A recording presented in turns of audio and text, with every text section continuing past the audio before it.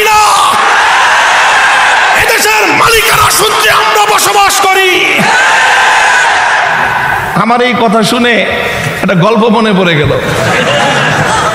কয়েকদিন আগে এই যে জিঞ্জিরায় ওই কেরানীগঞ্জের এক মসজিদের ইমাম একদিন এসে আমাকে বলতেছে যে হুজুর, আমার এক মুসল্লি আছে, একদিন এসে আমারে কয় কি আপনার কথা, আগে তো আপনার নাম শুনে নাই, এই গত 1-1.5 মাস মামুনুল হক খুব শুনতেছে।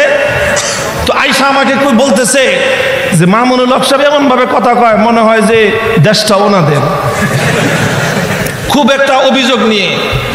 তো লোকটা ওই ইমাম সাহেব বলল যে দেশটা ওনাদের মনে হয় ওনার কথায় না? কয় হ্যাঁ মনে হয় যে দেশটা ওনাদেরই। কয় আপনি মামুনুল সাহেবের পুরা বয়ান শুনছেন? কয় না, 2-4টা কথা শুনি, এমন গরম গরম কথা বলে মনে হয় দেশটা ওনাদের। কয় তাহলে এক কাজ করেন, মামুনুল সাহেবের একটা বয়ান আছে, একটা আলোচনা আছে উপমহাদেশের স্বাধীনতা যুদ্ধে আলেম সমাজের ভূমিকা, এই আলোচনাটা শুনবেন 1.5 ঘন্টার। 1.5 ঘন্টা আলোচনা কষ্ট করে শুনছে লোকটা। কোনোদিন আলেম আমাদের ওয়াজটা শুনে না, আর আমার ওয়াজ তো শুনেই না। তো 1.5 ঘন্টার ওয়াজ শুনছে। আমার ওই 1.5 ঘন্টার ওয়াজের মধ্যে ইতিহাস ছিল 200 বছরের ইতিহাস।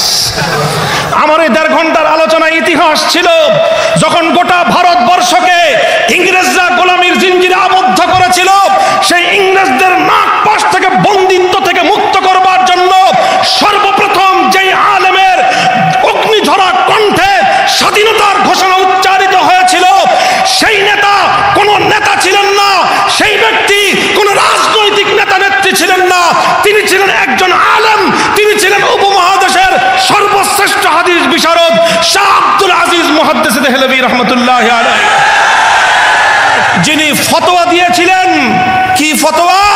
ইংরেজদের বিরুদ্ধে স্বাধীনতা যুদ্ধ করা ফরজ। ফতোয়ার মধ্য দিয়ে শুরু হয়েছিল স্বাধীনতা যুদ্ধ ইংরেজদের বিরুদ্ধে। শুরু হলো স্বাধীনতার সংগ্রাম। 1831 সালে বালাকোটের রণাঙ্গনে স্বাধীনতার জন্য যুদ্ধ করলেন, রক্ত দিলেন সৈয়দ আহমদ শহীদ রহমতুল্লাহ আলাইহি। 1857 সালে সিপাহী বিদ্রোহ হলো, শামিলের রণাঙ্গনে রক্ত দিলেন হাফেজ জামিন শহীদ রহমতুল্লাহ আলাইহি।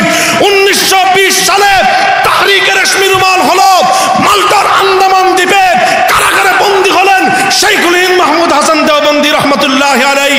1927 সালে অসহযোগ আন্দোলনের ঘোষণা আসলো, তারকে মুওয়ালাতের ঘোষণা দিলেন শাইখুল হিন্দ মাহমুদ হাসান দেওবন্দি রহমতুল্লাহ আলাইহি। 1947 সালে ইংরেজদেরকে বিতাড়িত করে ভারতবর্ষকে মুক্ত আর স্বাধীন করা হলো।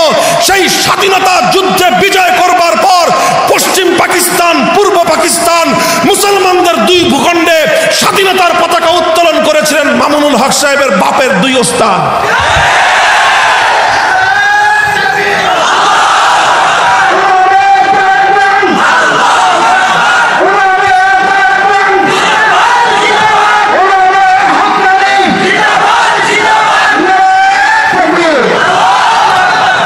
পশ্চিম পাকিস্তানের পতাকা উত্তোলন করেছিলেন শাব্বির আহমদ ওসমানী রহমতুল্লাহ আলাইহি। পূর্ব পাকিস্তানের ব্রিটিশ বিরোধী 190 বছরের স্বাধীনতা সংগ্রামের বিজয়ের পতাকা উত্তোলন করেছিলেন আল্লামা জাফর আহমদ ওসমানী রহমতুল্লাহ আলাইহি। এই দুজন আমার দাদা লাগে। এরপর পাকিস্তান আমলের 1947 সাল থেকে 1971 24 বছরের ইতিহাস, ওই ইতিহাস আমরা জানি, ওই ইতিহাস আমরা পড়ি। 1952 ভাষা আন্দোলন থেকে শুরু হলো স্বাধীনতা সংগ্রাম পশ্চিম পাকিস্তানিদের বিরুদ্ধে। 52 ভাষা আন্দোলন কারা করেছিল? একটা নাস্তিক ভাষা আন্দোলনে অংশগ্রহণ করে না। 1952 ভাষা আন্দোলন কাদের নেতৃত্বে হয়েছিল? ইতিহাসের সোনার অক্ষরে লিপিবদ্ধ আছে তমদ্দুন মজলিস। শব্দ দোনোটা আরবি, দোনোটা আরবি। তমদ্দুন মজলিস বাংলাদেশের স্বাধীন ভাষা আন্দোলনের 52 ভাষা আন্দোলনের সোনার অক্ষরে লেখা একটা নাম। তমদ্দুন আরবি শব্দ, মজলিস আরবি শব্দ। কারা করেছিল 52 ভাষা আন্দোলন? ইতিহাস আমরা জানি। শহীদ হয়েছিল কারা? আবুল বরকত, রফিকুল ইসলাম, আব্দুল জব্বার, আব্দুল সালাম, 4 জন মুসলমান মায়ের মুসলিম সন্তান বুকের তাজা রক্ত দিয়ে 1952 বাংলা ভাষার মর্যাদা কেড়ে এনেছিল। আসেন 1954 সালে যুক্ত ফ্রন্ট গঠিত হয়েছিল, যেই যুক্ত ফ্রন্টের ইশতেহার অনুযায়ী 1971-এ বাংলাদেশ স্বাধীন হয়েছিল। 54 যুক্ত ফ্রন্ট কারা গঠন করেছিল? 4 নেতা ছিল। 4 নেতা।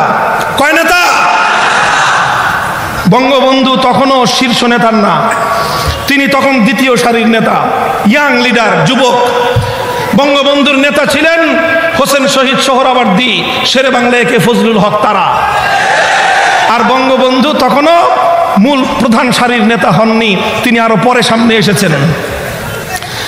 এই যে যুক্ত ফ্রন্ট হলো, যেই যুক্ত ফ্রন্টের ঘোষণার ভিত্তিতে পরবর্তীতে 1969-এর গণ অভ্যুত্থান হয়েছিল, 70-এর নির্বাচন হয়েছিল, 71-এর স্বাধীনতা অর্জিত হয়েছিল। সেই 54 যুক্ত ফ্রন্টের 4 নেতার নাম জানেন? 4 নেতার যুক্ত ফ্রন্টের ইতিহাস ছাড়া, এই যে যারা ইতিহাস পড়ো, পৌরনীতি পড়ো, বাংলাদেশের ইতিহাস পড়লে তুমি দেখবা বাংলাদেশের স্বাধীনতার পাকিস্তান আমলের 24 বছরের ইতিহাসের মধ্যে যুক্ত ফ্রন্টের ইতিহাস ছাড়া বাংলাদেশের স্বাধীনতার ইতিহাস পূর্ণ হয় না। যুক্ত ফ্রন্ট কি হয়েছিল? যুক্ত ফ্রন্ট কি জিনিসের নাম? বাংলাদেশের 4টা দল পূর্ব পাকিস্তানের ঐক্যবদ্ধ হয়েছিল। 4 দলের 4 জন নেতা ছিলেন। কারা ছিলেন তারা? 2 জন মিস্টার, 2 জন মৌলভী। 2 জন মিস্টার, কথা বলেন না কেন? 2 জন মিস্টার, 2 জন মিস্টার, 2 জন শেরে বাংলা একে ফজলুল হক, হোসেন শহীদ সোহরাওয়ার্দী, 2 জন মিস্টার, 2 জন মৌলভী, মৌলানা আব্দুল হামিদ খান ভাসানী, হযরত মৌলানা আতহার আলী রহমতুল্লাহ আলাইহি। আতহার আলী কে চিনো? আমার দাদা। মৌলানা আতহার আলী আমার বাবার ওস্তাদ। মৌলানা আতহার আলী আমার শায়েখ মৌলানা আশরাফ আলী সাহেবের ওস্তাদ। তাহলে 1954 যুক্ত ফ্রন্ট করলো আমার দাদাই। সেই যুক্ত ফ্রন্টের মাধ্যমে বাংলাদেশ স্বাধীন হলো। দুঃখ লাগে আজ বাংলাদেশের পৌরনীতিতে হোসেন শহীদ সোহরাওয়ার্দীর নাম পাওয়া যায়, শেরে বাংলা একে ফজলুল হকের নাম পাওয়া যায়, মৌলানা আব্দুল হামিদ খান ভাসানীরও নাম পাওয়া যায়। সোরার দল আমার দাদা মৌলানা আতহার আলীর নাম কেটে দিয়েছে। ওগুলা সব হিসাব আমাদের কাছে আছে, জবাব চাইবো। তুমি যদি ইতিহাস লেখো, যুক্ত ফ্রন্টের 3 নেতার নাম লিখবা, 4 দলীয় জোটের 4র্থ নেতার নাম জাতি জানতে চায়। ওই কথা বলতে তোমাদের মুখে